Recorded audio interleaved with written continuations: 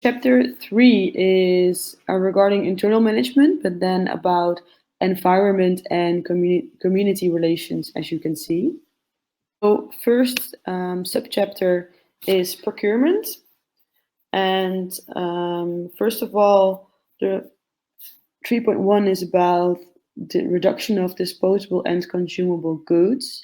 So whether your company has a policy to measure and actively reduce the use of disposable and consumer goods, especially for paper in internal office use, because that's usually a big bottleneck in offices.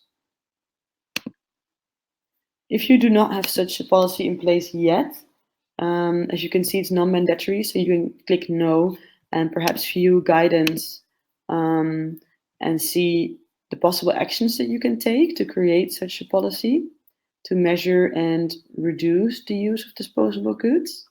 And then perhaps you can plan an action to create such a policy.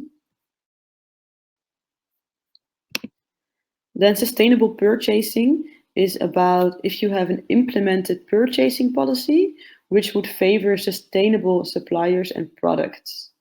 Of course, whenever these are available and in sufficient quality to your use. If you already have such a policy in place, that's of course great, or maybe you will have to adjust a little bit regarding sustainability. And you can mention recent examples of how you implement it. For example, if you were searching for a new supplier of a specific product, for example, paper, then you can tell us how you made your decision. So you compared different suppliers or different products, and based on what criterion you choose that specific product. Also, for example, food or beverages that you offer in your company.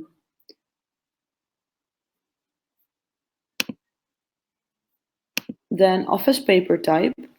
This is mandatory to have, and it's regarding office paper use, so internal and administrative use.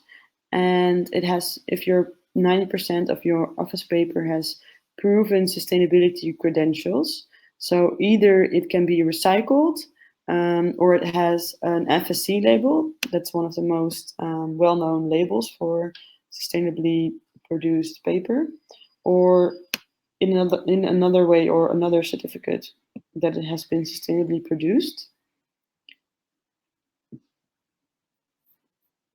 And in the description, you can see that the first goal should be to use recycled paper. The second goal should be to have FSC paper. And the third one would be to have then paper from a sustainable factory. And this might differ per country, what are the options available. So please explain so. Then the next one is regarding printing. So if copy and printing machines are set by default to double-sided printing or other forms of paper saving methods. Of course, if your printer doesn't have the option to put by default double-sided printing, we don't expect you to buy a new printer. But then please mention how you make sure that your employees always use double-sided printing and manually do this.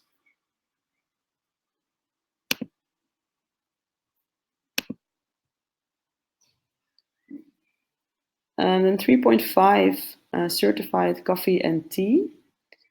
This is whether at least 50% of coffee and tea that is provided in the office is fair trade, organic, or grown in the country, or has another recognized sustainability certification. And then please describe the brands and the sources that you buy from. Of course, if you don't offer tea or coffee, you can answer NA. But otherwise, please describe what kind of coffee, what kind of brand, and if it's locally grown.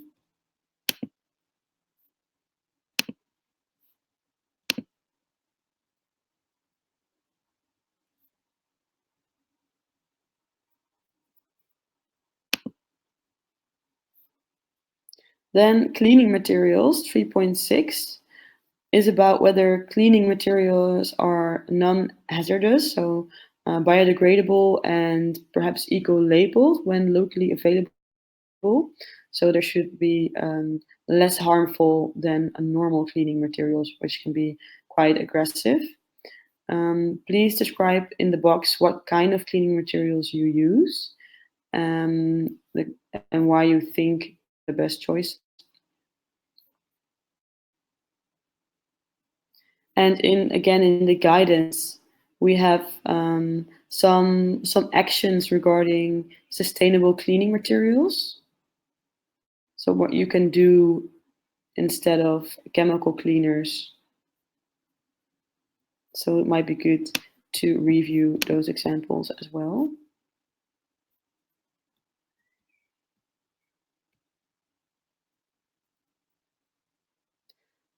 Then 3.7, this is again about paper, but it's good to keep in mind that these criteria are regarding the promotional materials. So 3.7 is whether, in case you use a printing company, if it works with a certified environmental management system. So, for example, those kind of systems. And you can easily ask that or see that on their website or ask the printing company. In the explanation, you can see that you can upload a document or an invoice with kind of company you're using. And as well, if there's no certified printing company in your country or in your region, you can explain how you can verify the sustainability of the company in another means. So for example, what are they doing for internal management? What's also possible is that you do not print your promotional materials. Then of course you can tick NA and provide an explanation that you do not print any promotional materials. For 3.8, which is also about the promotional materials, in specific your brochures, because tourism companies often work with a lot of thick and thorough brochures, which consume a lot of ink and a lot of paper. So we would like to see if those brochures are printed on environmentally friendly paper. So recycled or FSC or chlorine-free for more than 50% of total corporate use. So this can be either in kilos or in costs. Again, if you do not have any print promotional materials, but for example, if you provide this only online, that's of course great. Then you can tick NA and explain over here that you only provide brochures in a digital version. Otherwise, please indicate the amount of printed materials on a yearly basis in ton or financial value, and indicate or perhaps make an action how you make sure 50% is going to be printed on more environmentally friendly paper.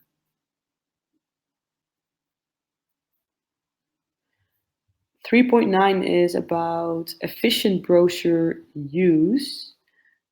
So again, if you only provide online promotional material and no printed brochures, you can tick NA and mention that over here.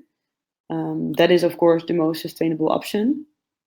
However, if you do print brochures, our problem is often also that companies have to throw away quite a lot of brochures that haven't been given to people, to tourists, or has been used as promotional materials. So they would go to waste. In that case, we would like to see that you have a sort of a measure in place to reduce brochure waste, and the amount of brochures is then measured on an annual basis.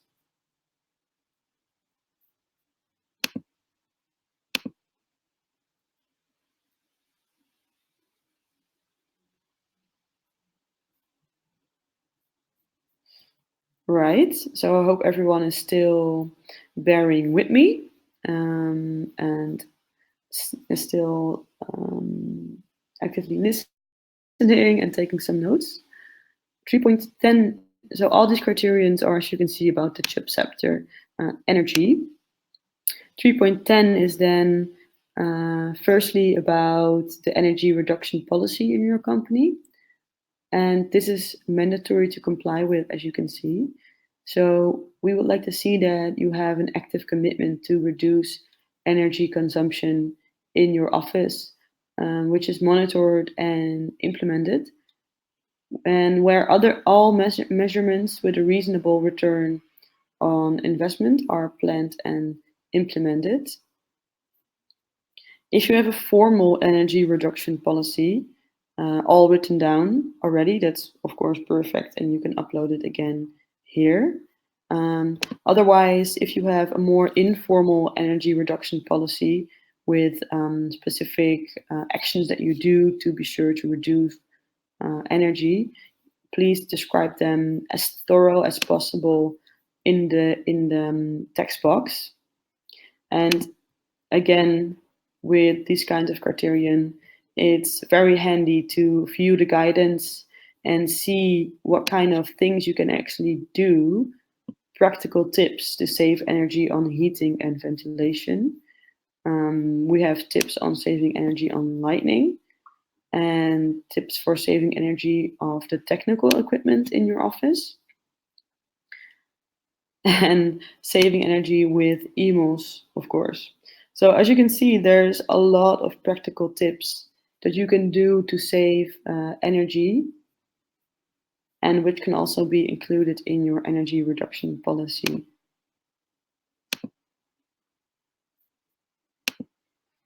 Then the actual energy consumption for heating and electricity is measured by type and total of greenhouse gases and carbon emissions. In this case, then different periods are compared with the aim to reduce emissions. So you can see in which period you used less energy. This is, however, a non-mandatory criterion, as you can see. And if you rent out an office in a shared building, for example, which has fixed energy expenses, then you can tick NA because it might be impossible to compare and calculate for only your office. Otherwise, it might be good to create a calculation method for the electricity and the heating or other sources that you use and measure them regularly.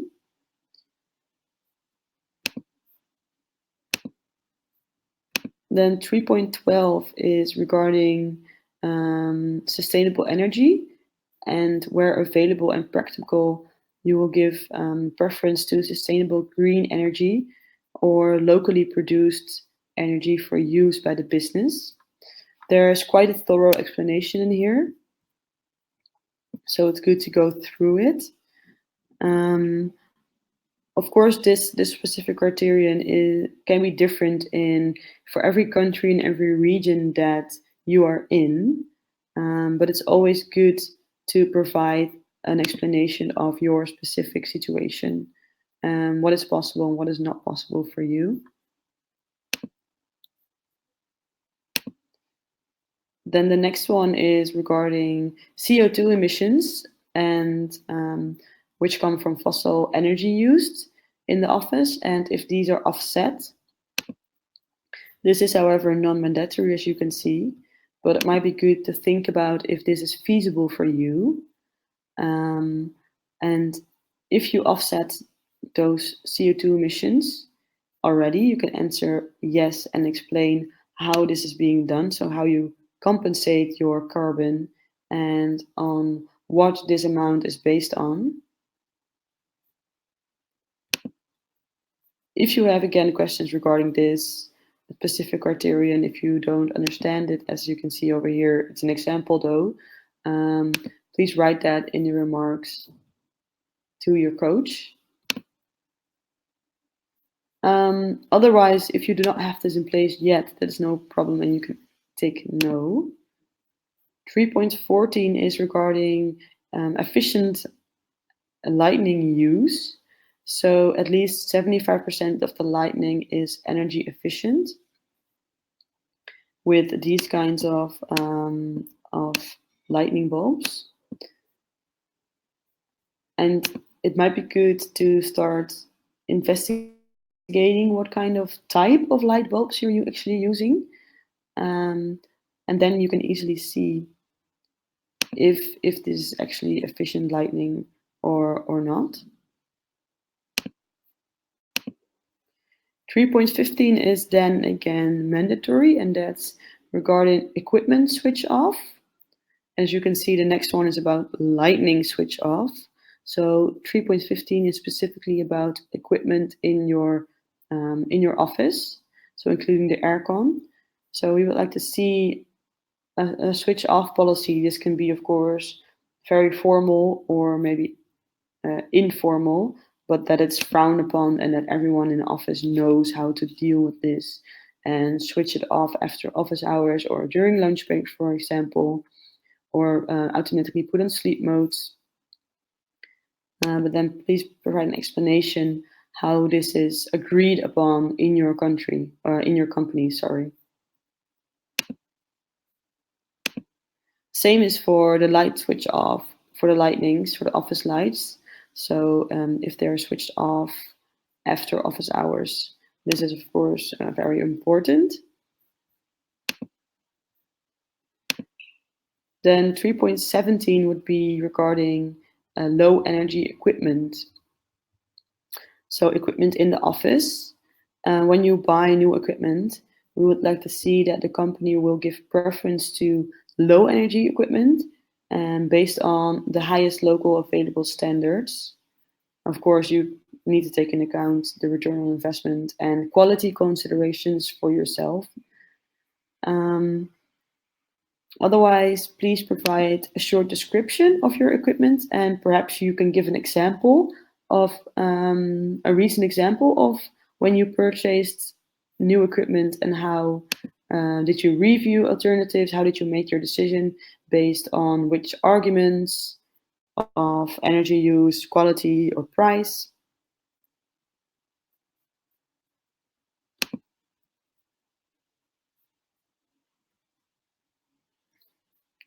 Then 3.18 is regarding efficiency mode. So if this is applicable on your equipment, then it can be set by default to the energy saving mode. So for example, by default or on sleeping mode, that after a certain period of time, the equipment would go into sleep mode and that would save energy. And so please mention the specific equipment where this is applied to, or explain as well how staff is motivated to apply such rules or apply such practices.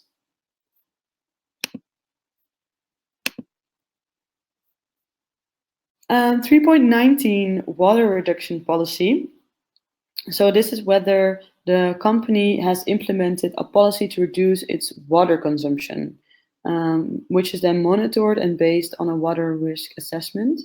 And in areas of high water risk, then context-based water stewardship goals are identified and should be pursued.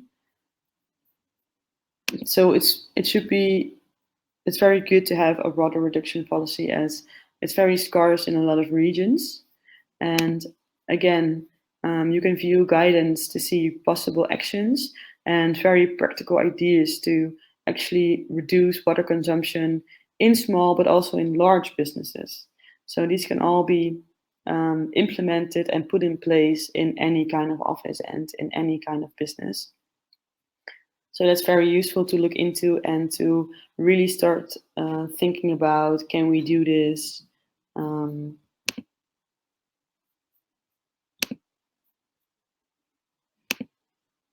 Then water use.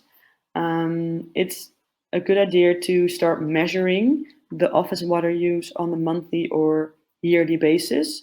So you can compare it for benchmark purposes.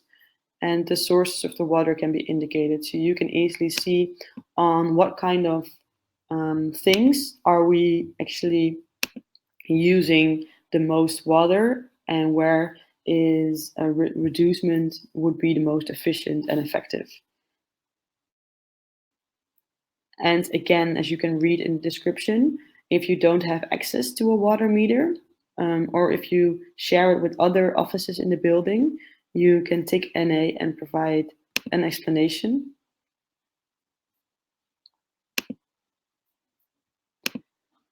Then water saving specifically for toilets, because toilets use quite a lot of water.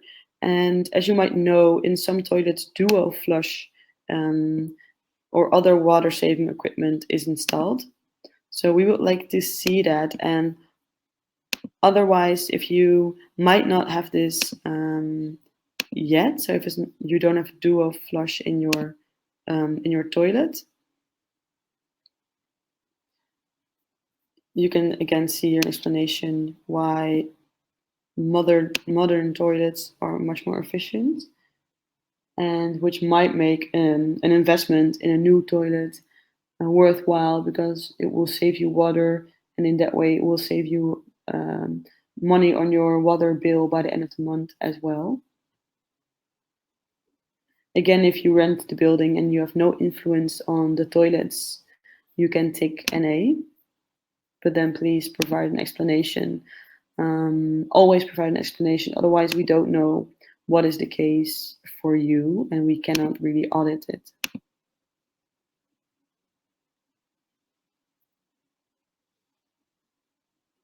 Then waste management. So the following criterion are regarding waste management.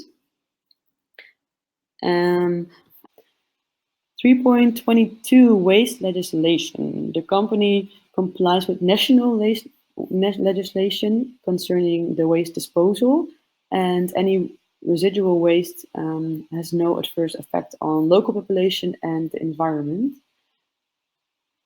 So you can, by ticking yes, you declare that you comply with national legislation concerning waste disposal. And if you do not comply, you can describe it over here and explain how your waste is being disposed of. So either by local government or maybe being picked up by a private company.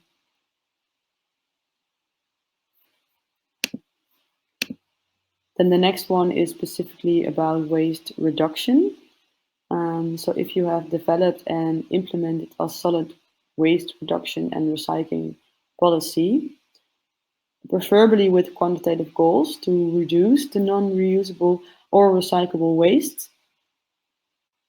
with, for example, practices like the reuse or recycling of coffee cups, double-sided printing, or bulk purchasing.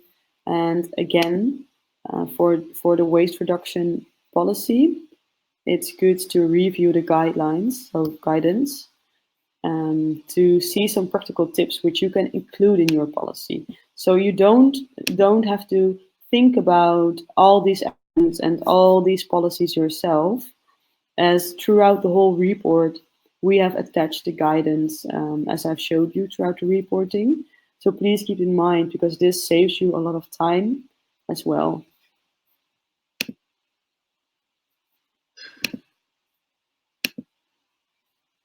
Then sustainable packaging. This is for this one non-mandatory, but the company is taking measures to reduce the amount of packaging materials, and is not providing non-recyclable or non-biodegradable materials. This is probably for most of the countries non-mandatory.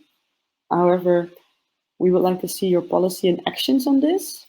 So, for example, if you have the brochures that are being sent out to your clients, are they wrapped in plastic or not? In case you're not providing any products that are being packaged and sent wrapped up to your clients, you can tick NA and give an explanation if you're not and why you're not doing this. Then the next one is about plastic water bottles, which are, as you might probably all know, very, very dangerous for the environment, and they're a big problem all over the world. So we would like to see that you take action to reduce the amount of non-refillable plastic bottles that you would consume in your whole business. And this criterion is specifically related to drinking water for office use, because later on in the reporting, we would have during excursions, as you can see here, we will discuss that later on in the reporting. So this criterion only regards office use plastic water bottles.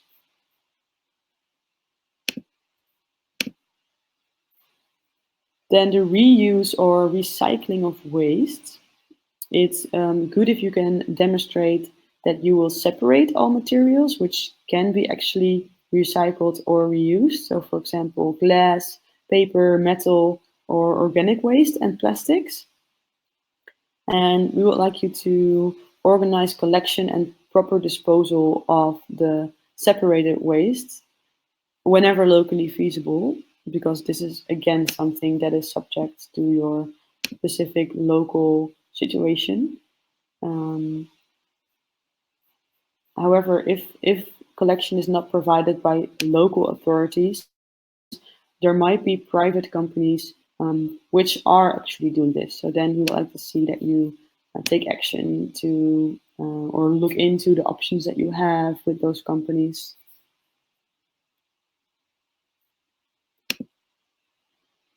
Uh, 3.27 is regarding the toner and ink that you're using. So ink and toner cartridges for printing and copying in your company.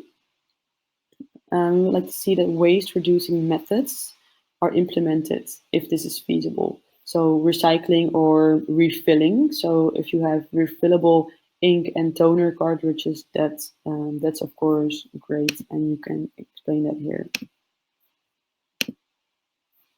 Then recycling of batteries. So batteries are often very hazardous to environmental, and we would like to see that you would recycle them if this is locally possible, or in another way properly disposed of. So here you can explain how you recycle your batteries, and you can state if local recycling is not possible. And of course, NA if you do not use any batteries.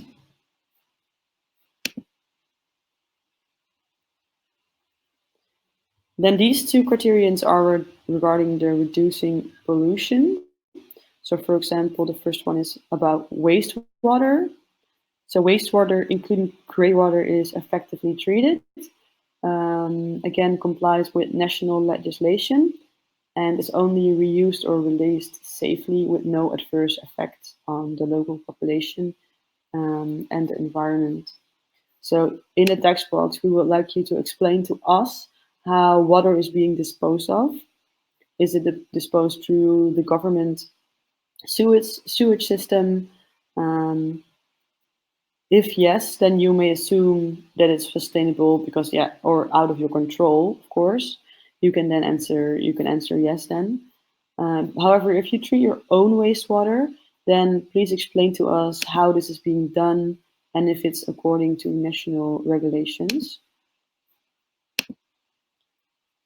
Then the last one in this is pollution reduction policy. And this reduction policy would be about the use of harmful substances. So for example, cleaning materials or paint or pesticides. And we would like to see that how you store those, handle those, or how you dispose of chemicals if you're doing that. So please describe in short, the chemicals that you use in addition to cleaning materials and how you would handle those.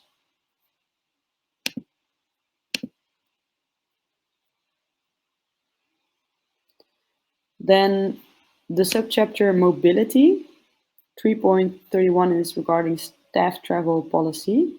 So if your company has a sustainability mobility policy for staff-related travel, which includes the reduction of travel and more sustainable modes of travel. So this is whether you have such a policy regarding staff travel. And you can either explain the policy, or perhaps if you have a more formal policy regarding staff travel, you can upload it. And clearly explain how you promote public and more sustainable transport in your policy. Of course, whenever feasible in the local region and geographical region. Then business travel emissions. Staff-related business travel should be measured, so carbon or greenhouse gas emissions can be calculated with the aim to be reduced and offset. So if you do this, you can click yes and explain how you actually measure this and how you support reduction goals. And in first instance, you can focus on air transport.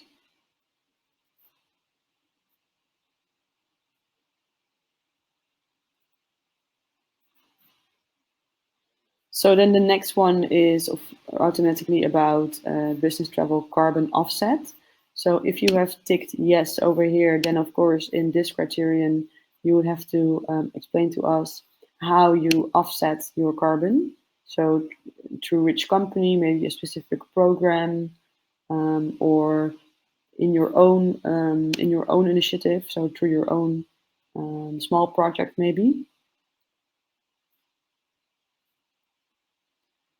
Then employee incentives is whether you encourage your employees to use public transport to come to work or other sustainable means of transport.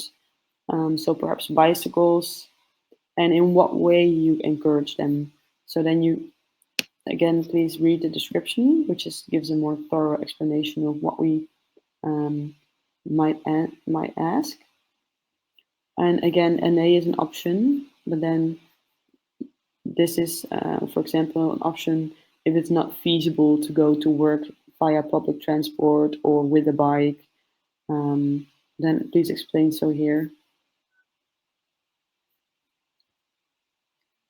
The transport reduction criterion is regarding if you try to reduce transport back and forward from work by, for example, working from home, which is being more flexible in this day and time, or maybe instead of going to a meeting in another place, you can do a video meeting or via Skype or phone meetings.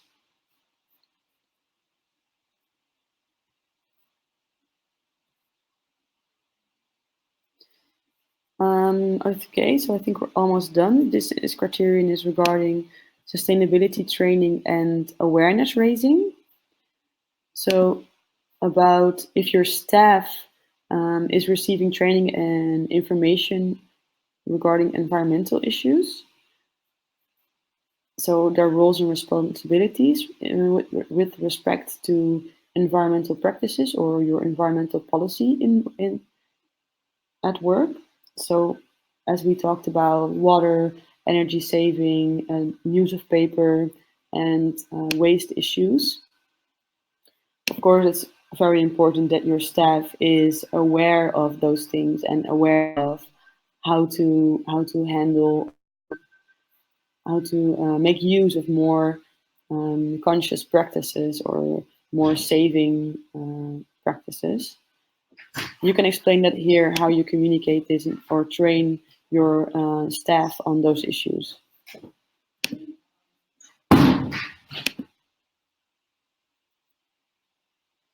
Then land use and community relations.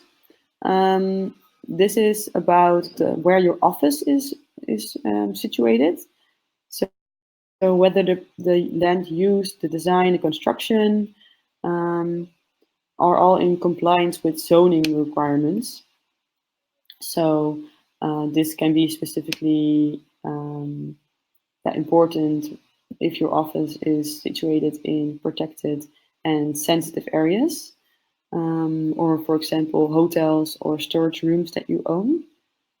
If you do not own any land, of course, or buildings, you can tick NA.